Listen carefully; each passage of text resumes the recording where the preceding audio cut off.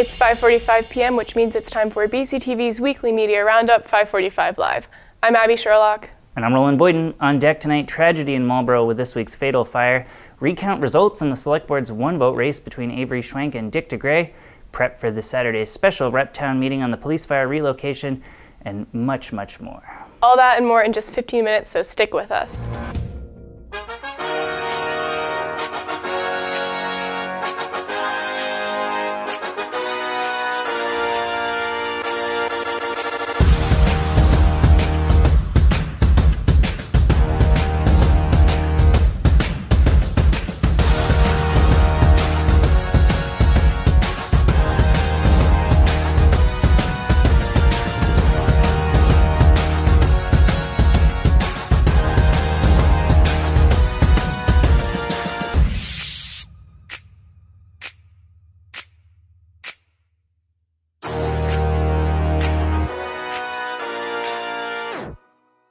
Welcome back to this March 2016 edition of 5:45 Live.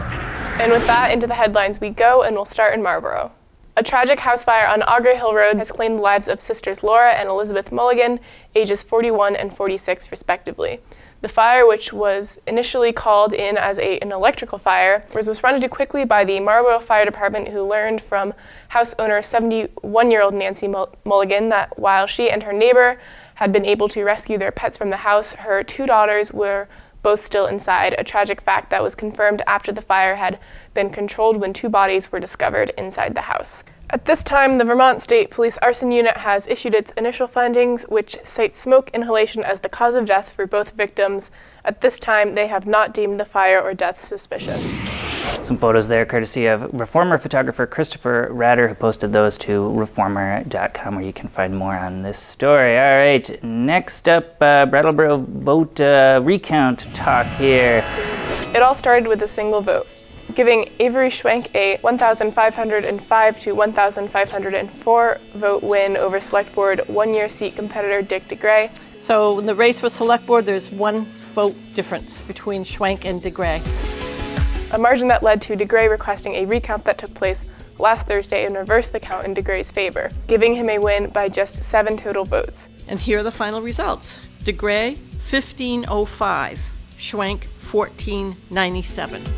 But with the results very much still up in the air, Avery Schwenk requested a second recount, making his case before a special meeting of Brattleboro's Board of Civil Authority on Wednesday, citing the state's newly released and highly complicated recount procedure. I don't believe that this was in any way meant to influence the results of the recount. I just want to make sure that when we're getting a number, we're getting a solid number.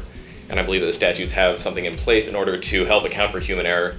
Something the state had advised Town Clerk Annette Cappy to only partially adhere to, as the rules were written with state elections in mind, where no local civil authority board can be relied on. Something Cappy took upon herself to correct when she recommended and had approved a new, more strenuously regulated recount. I contacted the Secretary of State's office prior to the first recount and received advice from them.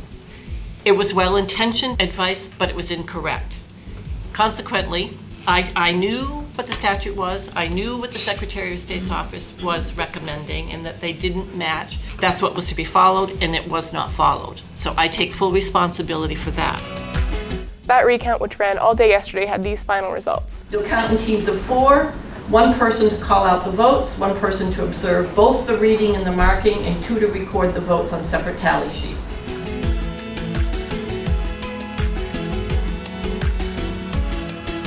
Townwide totals: Dick DeGray, 1,506, and Avery Schwenk, 1,505. 1 vote in the other direction. You've been wonderful. Couldn't have done it without you. Avery. I don't know what to say. Thanks so much to everybody for spending their day here. I really appreciate it, and yeah, that won't be forgotten many times soon.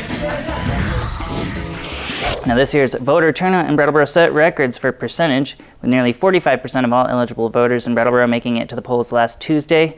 The most recent recount in Brattleboro history was about 10 years ago, although there was a Select Board recount in the 90s that did change the outcome of the race.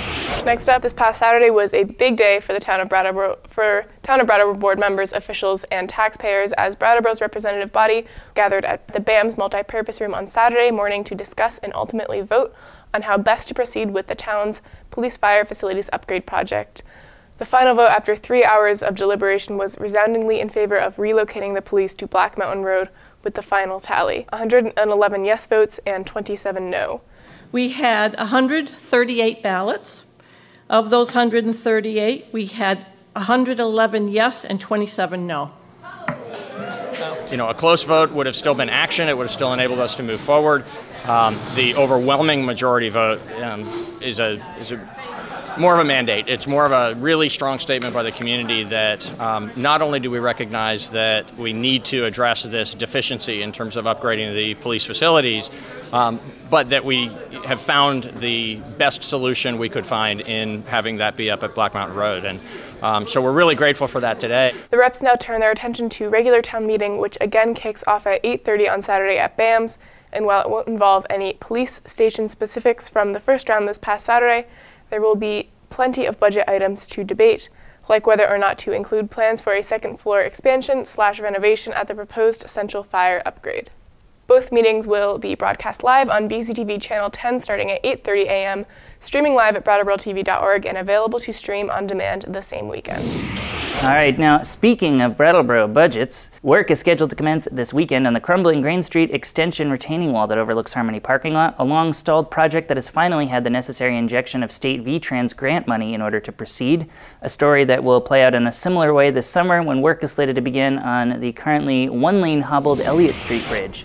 That's a project estimated to come in at over $1 million in total, but one that will only see $15,000 total dollars billed to the town and their taxpayers. That's after state grants were approved for the project this past December. And while plans to address crumbling infrastructure at those two locations will move forward, there's no word yet on how long the upper deck of the transportation center in downtown will be closed after cracks in the wall determined to be dangerous to the structural integrity of that top level were discovered this past month. There are some spaces that have been blocked off at the transportation center, some parking spaces at the upper level there because of some cracks that we've noted in a wall. They give us some concern, but we don't really understand the full magnitude yet of the situation, and so we have hired an engineer to go out to take a further look. That footage from this past week's regular Brattleboro Select Board meeting can be found now at brattleboro.tv.org, and of course Channel 10, you can see that. And there was also a special town info meeting for the regular Brattleboro Rep Town meeting that will go up on BCTV, or is actually already available on BCTV as well. All right, next up in the stories here. Louis Josephson has taken the reins as the Brattleboro Retreat's new president and CEO, leading more than 800 employees and 182 years of history. The hospital is currently back on track and up to dean status after being watched by the Centers for Medicare and Medicaid Services over the last year and a half. Josephson hails from New York City and has worked in mental health all across the country, previously working as president and CEO of Vista Del Mar Child and Family Services, in a county with more than 10 million residents. Josephson's main goals for the hospital include more downstream care for those who are ready to leave the inpatient units but still require aid, more outpatient programs, and a more holistic approach to mental health and substance abuse in general. My philosophy is really centered around the patients and the people we serve. That is it 100%. And I tell the board of directors and I've told the staff, I don't know who you think I work for, but I work for the patients. And you know, in substance abuse and mental health treatment, you never know if that inpatient stay is going to be the one that's going to get them on the road to recovery and better functioning and really, you know, have their life take off. So I take that responsibility very, very seriously, and that's always my main focus. That's a short clip with Josephson when he sat down with BCTV Open Studio host and WKBT personality Chris Lanois. It's really worth watching as they get into the landscape of mental health in general and for this region, and then Josephson's plans specifically related to the retreat as well. It's about 26 minutes and it's jam-packed with information worth a watch. Of course, it's at brattleboro.tv.org. Sounds like another shameless plug, but really just we talk about how you can watch all of these meetings and all these because there's a lot more than we can show in those 20-second clips. So it's really about contextualizing all this. Find that interview, check it out. It is worth your time. So relevant to what's going on in this region. Moving on, the New England Center for Circus Arts, or Nukka, has announced that they have raised $1 million towards their $2.5 million goal of building a circus training facility in Brattleboro. Founders Elsie and Serenity Smith-Forchion have been teaching circus arts since 2003 and are now planning on building a state-of-the-art circus school. Nukka has seen an increase in growth in the past few years, and the studio at Cotton Mill Hill is too small for the needs of the center. After buying a 3-acre plot of land on Town Crier Drive, they have hired Gordon Bristol as a consultant, Turner Brooks Architects, and the Trumbull Nelson Construction Company, and will be working closely with Building Green of Brattleboro. Nukka is still continuing to fundraise to reach their $2.5 million goal.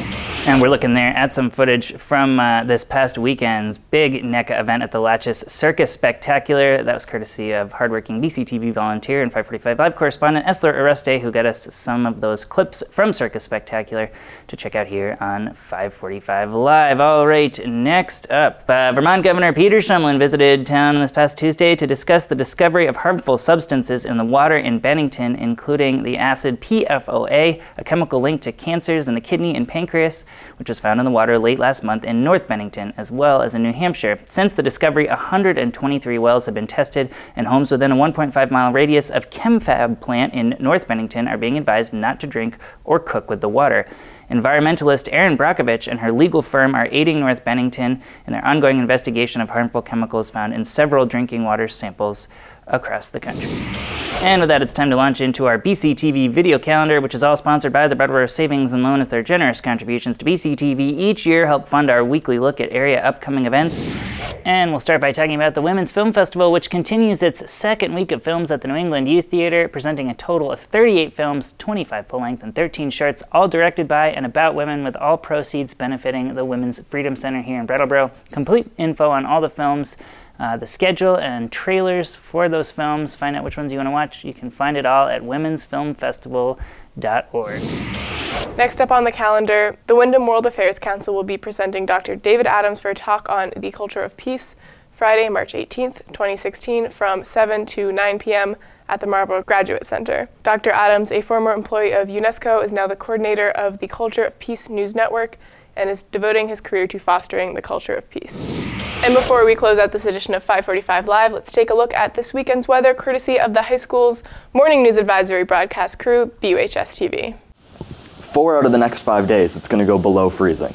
Now, I thought this was going to be good. I thought we were just done with the cold. We were into spring, summer was coming soon, but all dreams can't be reality. That does it for another edition of 545 Live, but be sure to check in with us next week right here on BCTV Comcast Cable Channel 8 at 5:45 p.m. Eastern Time. In the meantime, thanks for watching. To me, the statute is very convoluted, and I contacted this. Are you agreeing with me? Yes. Thank you.